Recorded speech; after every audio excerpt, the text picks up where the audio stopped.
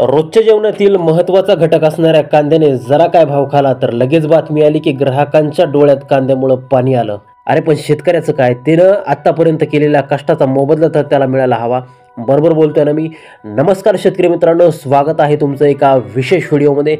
शेतकरी मित्रांनो, मागील 5 वर्षाचे सर्व रेकॉर्ड कांद्याने यावर्षी त्या ठिकाणी मोडीत काढलेत आणि कांदा आत्ता 50 रुपये ते 60 रुपये एवढ्या भावाने त्या ठिकाणी मार्केटमध्ये विकला जातोय.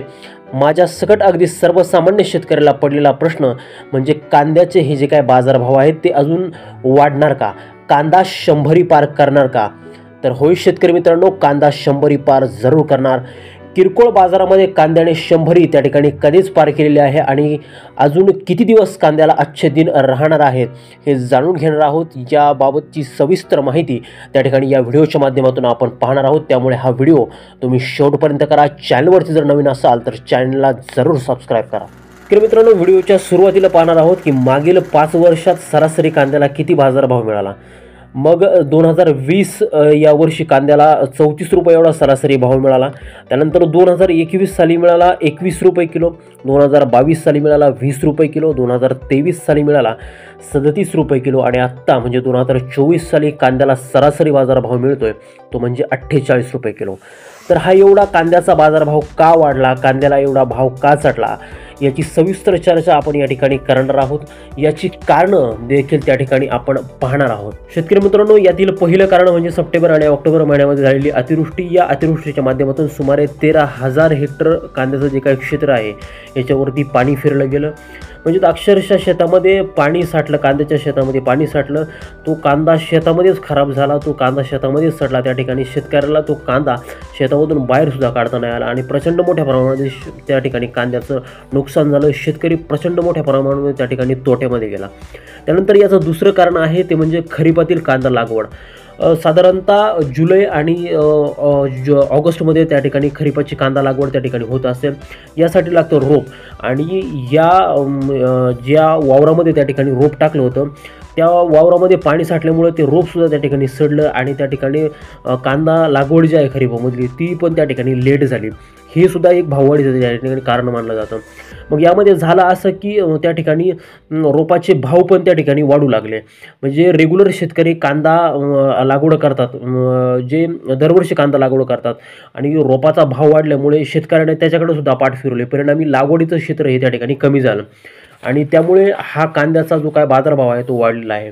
त्यानंतर रब्बीचा जो कांदा निघतो म्हणजे आपण ज्याला उन्हाळी कांदा म्हणतो त्याचासुद्धा पूर्ण त्या ठिकाणी स्टॉक संपलेला. म्हणजे आपण जर काय बघितलं तर त्या ठिकाणी बऱ्याचशा शेतकऱ्यांच्या ज्या काय बराख्या आहे किंवा कांद्याचे जे काय गोडाऊन्स आहेत त्या ठिकाणी रिकामी झालेले आहेत आता. त्यानंतर याचं सगळ्यात महत्त्वाचं कारण म्हणजे नोव्हेंबर महिन्यामध्ये होऊ घातलेली विधानसभेची निवडणूक. लोकसभेत महाराष्ट्रामध्ये कांद्याने राजकारण्यांचा पुरता वांदा केला होता आणि हीच गोष्ट त्यांनी लक्षात घेतली. त्या ठिकाणी निर्यात बंदी उठवली गेली. त्याचप्रमाणे कांद्याची जी परराज्यामधून किंवा दुसऱ्या देशामधून जी काय आयात होत होती म्हणजे पाकिस्तानसारख्या देशामधून किंवा बांगलादेशसारख्या देशामधून जी काय आयात होत होती ती त्या ठिकाणी त्वरित थांबवली गेली. त्याचप्रमाणे मग झालं असं की देशांतर्गत जे काय बाजारभाव आहेत ते बाजारभाव त्या ठिकाणी वाढून गेले. अगोदरच जी काय डिमांड होती आणि जो काय सप्लाय होता याच्यामध्ये जी गडबड झाली आणि त्या ठिकाणी कांद्याचे बाजारभाव त्या ठिकाणी वाढून गेले. आणि दुसरी गोष्ट म्हणजे त्या ठिकाणी आपण निर्यातीला देखील चालना दिली. म्हणजे आता जवळपास त्या ठिकाणी 50% वर कांद्याची मागणी वाढली किंवा 50% वर त्या ठिकाणी निर्यात आपण केलेली आहे. आणि जो कांद्याचा काही आपण एक्सपोर्ट करतो तो मेनली करतो आपण ईस्टचे जे देश आहेत किंवा मिडल ईस्टचे देश आहेत. मग त्यासारख्या सौदी अरेबियासारखा देश झाला किंवा इराणसारखा देश झाला, इराकसारखा देश झाला, यासारख्या देशांमध्ये आपण कांद्याची त्या ठिकाणी निर्यात करू शकतो. आणि भारत हा कांद्याची निर्यात करणारा देश त्या ठिकाणी मानला जातो. त्यातच म्हणजे नाशिक आणि नाशिकमधलं लासलगाव म्हणजे कांद्याची त्या ठिकाणी पंढरी मानली जाते. पण सरासरी ह्याच बाजारपेठेमध्ये कांद्याला आज त्या ठिकाणी 50 रुपये ते 60 रुपये प्रति किलो एवढा त्या ठिकाणी बाजारभाव मिळत. निर्यात बंदी उठवल्यामुळे परिणाम असा झाला की दिल्लीसारखं जे काय राजधानीचं ठिकाण आहे तिथलं आजही कांद्याचा दर त्या ठिकाणी 100 रुपयाच्या वरती गेल्याचे चित्र त्या ठिकाणी दिसत आहे. किंवा आपण जर आठवडे बाजारामध्ये जर चौकशी केली तर आठवडे बाजारामध्ये आजही कांदा 80 रुपये ते 90 रुपये किलो त्या ठिकाणी विक्री होताना दिसत आहे. शेतकरी मित्रांनो, हे चित्र जर असंच राहिलं आणि जर डिसेंबरमध्ये जर राजस्थान, गुजरात किंवा MP मधला जो कांदा जो येत असतो खरीप हंगामातील, तो जर लवकर जर आला नाही तर मार्केटमध्ये त्या ठिकाणी 100% 100 रुपये किलो एवढ्या दराने मार्केटमध्ये आपल्याही कांदा त्या ठिकाणी विकला जाणार आहे. त्यामुळे अजून 15 दिवस ते 1 महिना कांद्याला उच्चांकी भाव राहण्याची त्या ठिकाणी शक्यता आहे आणि हा भाव त्या ठिकाणी राहिलाच पाहिजे. शेतकऱ्याला त्याच्या मालाचा मोबदला त्या ठिकाणी मिळालाच पाहिजे. अर्थात या कांद्याच्या दरवाढीमुळे शहरांमधील जे काही नोकरदार वर्ग असेल किंवा शहरांमध्ये जे काही ग्राहक असेल त्यांच्या खिशावरती नक्कीच ताण त्या ठिकाणी येत असेल. पण ही जी काय भाववाढ झाली त्यामुळे शेतकऱ्याला त्या ठिकाणी चांगला फायदा होतोय आणि हा व्हायलाच पाहिजे.